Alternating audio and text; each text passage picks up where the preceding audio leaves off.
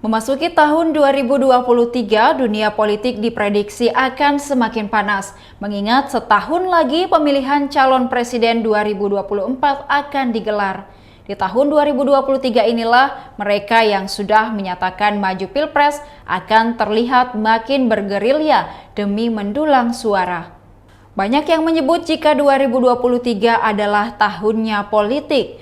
Meski saat ini baru Anies Baswedan yang sudah mendeklarasikan diri sebagai calon presiden 2024, namun untuk siapa pemenangnya dilihat berbeda oleh Ki Kusumo. Ahli supranatural itu justru punya pandangan sendiri mengenai sosok pemenang Presiden Republik Indonesia 2024 mendatang.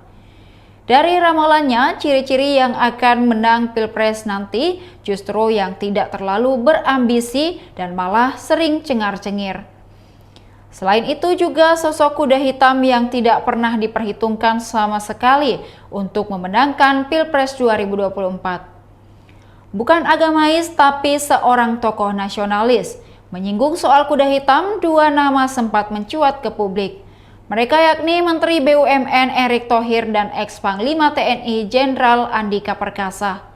Sejauh ini Erick Thohir dan Andika Perkasa memang enggan terlibat dalam pembahasan soal calon presiden 2024. Namun menurut survei Poltreking, soal peta persaingan calon presiden dan wakil menunjukkan nama Erick Thohir melesat menjadi kuda hitam.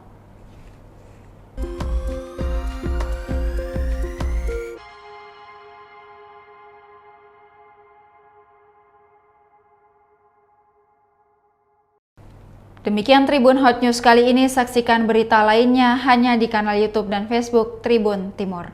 Terima kasih sudah nonton, jangan lupa like, subscribe, dan share ya!